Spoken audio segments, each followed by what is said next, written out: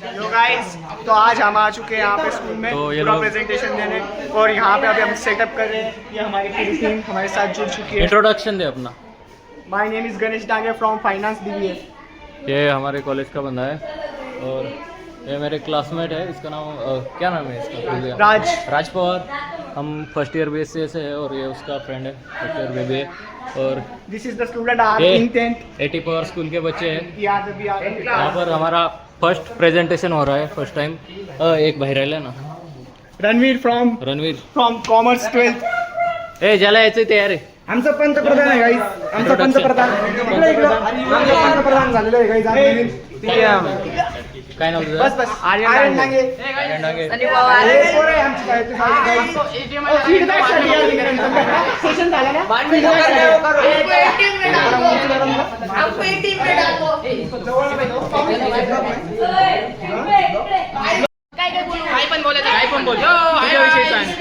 तो गाइस, आज हमारे भाई लोग यहाँ सेटअप करने आए हैं। ये हमारा हॉस्टल है, हमारे 2 हॉस्टल है। ये हमारे हॉस्टल के लड़के हैं।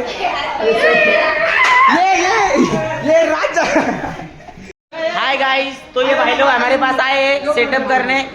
मैं हूँ 10th क्लास का लड़का। तो यहाँ हमारे हॉस्टल का ये हॉल है। ये बच्चा है इधर का, और ये देखो ये सेटअप कर रहे हैं। और ये पंतप्रधान हुआ है आज स्कूल का। ये आज मुख्यमंत्री बना है। इंट्रो आज काय कार्यक्रम काय होता त्याच्याविषयी सांग। आज हिंदी में बोले का मराठी में? कसं पण बोल, मराठी हिंदी। आज आमच्या शाळेचं मंत्रिमंडळ होतं आणि खूप सारे मुलं वेगळे कॉम्पिटिटिव्ह होते, खूप सारे टक्कर देणारे होते आणि काही मंत्री, काही छोटे मंत्री, काही मोठे। म्हणजे हा माझा प्रश्न आहे हा, पूर्ण 1ली ते 10वी पर्यंत शाळा? 5वी ते 10वी मतदान नाही असं। म्हणजे तू 5वी ते 10वी मध्ये हेड बॉय झालास ना? पंतप्रधान। अभिनंदन, पहिली गोष्ट। अजून मंत्रिमंडळ आहे? शिक्षण मंत्री मी हा का? पूर्ण शाळेचा शिक्षण मंत्री झालेलो आहे आणि अजून शाळेची जबाबदारी आणि यांचा लेफ्ट हँड आणि राईट हँड।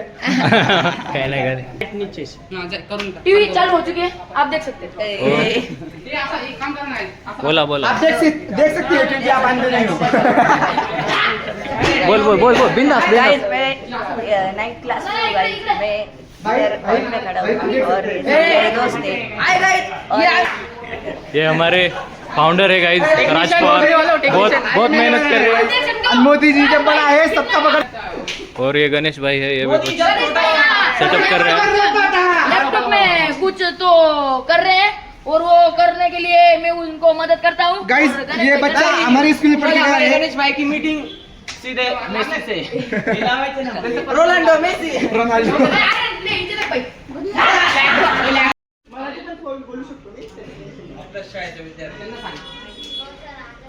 पहिले इंट्रोडक्शन देऊन देतो। माझं नाव गणेश डांगे। मी इथेच कंप्लीट केली आहे माझं इंग्लिश मीडियम कॉलेजमध्ये होतो। आता मी FY फर्स्ट इयर फायनान्स मॅनेजमेंटसाठी फर्स्ट इयर BBA संदीप युनिव्हर्सिटीमध्ये आहे। तर आम्ही इथं आलोय तुम्हाला इंट्रोडक्शन देण्यासाठी। तर फ्युचर रेडी 10 सेशन। तर आम्ही नेक्स्ट जेन कम्युनिटी स्टार्ट करतो। इंट्रोडक्शन देतो। हा Raj Gadve is the founder of the next gen community. Hello guys, सगळ्यांना good morning. Everyone, my name is Raj Pawar and I am a owner and founder of Nexen community. Then he community एक students साठी welfare program organize करते, like that session future ready. Then याचा असा अर्थ होतो की आपण 10वीच्या आयुष्याचा म्हणजे मोस्टली 10वीला आहे बरोबर।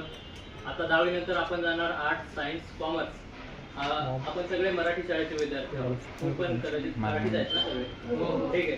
तर जेव्हा आम्ही 10वीला होतो तेव्हा आम्हाला माहिती नव्हतं की आर्ट्स घ्यायचं, कॉमर्स घ्यायचं की सायन्स घ्यायचं। फक्त आपला लाईक एक मित्र घेतोय, मित्र सायन्सला चाललाय म्हणून मी पण सायन्सला जातो, किंवा कोणतरी बोलतं सायन्स अवघड आहे म्हणून आर्ट्स घेतलं। असं करायचं नसतं। तर एखाद्याला समजा मेडिकल फील्डमध्ये जायचं आहे, डॉक्टर बनायचं आहे, कोणाला नर्सिंगमध्ये जायचं आहे, कोणाला फार्मसी लाईक मेडिकल चालवतात ना, कोणाला मेडिकल टाकायचं आहे, तर तुम्हाला सायन्स निवडावं लागेल। एखाद्याला बिझनेसमॅन बनायचं आहे किंवा स्टॉक मार्केट, मुलांना माहिती असेल स्टॉक मार्केट, तुम्हाला बिझनेस रिलेटेड फील्डमध्ये जायचं असेल तर तुम्हाला कॉमर्स निवडावं लागेल। आणि जर तुम्हाला स्पर्धा परीक्षा द्यायच्या असतील आर्टिस्ट बनायचं असेल, कोणी ड्रॉइंग चांगलं करत असेल, कोणाला गायन आवडत असेल तर त्यांनी आर्ट निवडायचं असं. तर ना आपण लाईक आता तुमचं 10वीचं वर्ष आता चालू झालंय, पण त्याच्या आधी 10वीचं वर्ष लाईक तुमच्या शेवटचा पेपर संपण्याआधी तुमच्यात एवढी समज असली पाहिजे की मी आर्ट्स घेईल, कॉमर्स घेईल की सायन्स घेईल. आपण कुठं फिट बसतो हे आपल्याला माहीत असलं पाहिजे. नाहीतर काय होतं, आपण मराठी शाळेतले विद्यार्थी लाईक 10वी नंतर पास होऊन जातो, मग कोणतरी सायन्सला घेऊन टाकतो आणि त्याला प्रॉपर जमत नाही किंवा काही असं होतं इश्यू. मग आपलं काय होतं, वर्ष वाया जातं. 12वी नंतर पण तेच होतं. आपण 12वी पर्यंत कसं तरी कॉमर्स, आर्ट, सायन्स काहीतरी करतो आणि काहीतरी चुकीच्या फील्डमध्ये आपण ॲडमिशन घेऊन टाकतो आणि परत मग कोणीतरी म्हणतं इंजिनिअरिंगला घेतलं आणि मला जमतच नाही, किंवा कोणतरी आर्टला घेऊन टाकतं आणि म्हणतं की लेक्चर रेग्युलर होत नाही किंवा काहीतरी असा इश्यू होतो. त्याच्यामुळं 10वीचं वर्ष आपलं संपण्याआधी आपण एवढी समज करून घ्या की आर्ट्स काय आहे, कॉमर्स काय आहे आणि सायन्स काय आहे आणि आपण कुठं फिट बसतो. असं नाही की सायन्सवाले खूप हुशार असतात किंवा आर्टवाले हुशार नाही राहत, असं काही नाही राहत. फक्त आपण एवढं समजून घ्या, स्वतःला समजून घ्या की आपण कुठं फिट बसतो आणि त्याच्यानुसार तुमचं ॲडमिशनची प्रोसेस पुढे हे करा. धन्यवाद. आता बघा, मराठीचा हा मराठी विषयाचा एक पेपर पॅटर्न आहे. इथे ऑल क्वेश्चन आता 9th स्टुडंटसाठी तर अजून थोड्या टायमानंतर ऑल रिसोर्सेस अवेलेबल आहे. आता तुम्हाला जर पेपर पॅटर्न कोणता क्वेश्चन किती मार्क्स आहे टीचर्स पण एक्सप्लेन करतात, बट तुमच्या सेल्फ इम्प्रुव्हमेंटसाठी ॲपमध्ये पण टाकलेलं आहे. तर तिथे जाऊन तुम्ही डाउनलोड करा. जर तुम्हाला एखादा क्वेश्चन समजत नसेल काय असतं त्याच्यानंतर तो कसा लिहायचा हे थोडं यूट्यूबवर सर्च करू शकता याच्या हेल्पने, बिकॉज तिथे सगळं डिस्क्रिप्शन लिहिलं असतं की कोणता क्वेश्चन किती मार्क्सचा आहे काय ऑल ऑफ. देन आता इथे हे डाउनलोडेड आहे, प्रिंट मारायची गरज नाही. जस्ट फोनमध्ये ओपन करा, रीड करा आणि तुम्हाला समजून जाईल इझी. आता आपण स्लाइड्स ओपन करू, सॉरी पीपीटी केली आम्ही.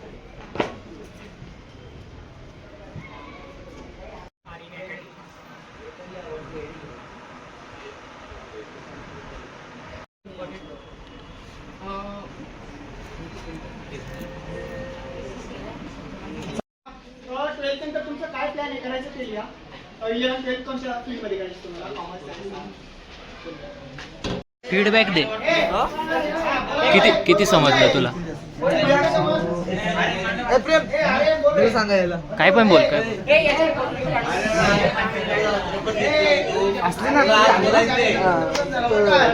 कसं वाटलं आमचं प्रेझेंटेशन? एकदम चांगलं वाटले. भावांनी एकदम चांगलं समजून सांगितलेलं आहे.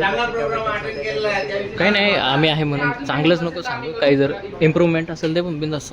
त्यांनी सगळं चांगलं म्हणजे समजून सांगितलं, सगळ्यांना कळलेलं आहे. यांचा व्हिडिओ काढू काय महत्वपूर्ण आणि मला तर लागतच होती असं काहीतरी भेटावं आणि भेटलं ते आता आपल्याला आणि त्याचा यूज करायचा आपल्याला.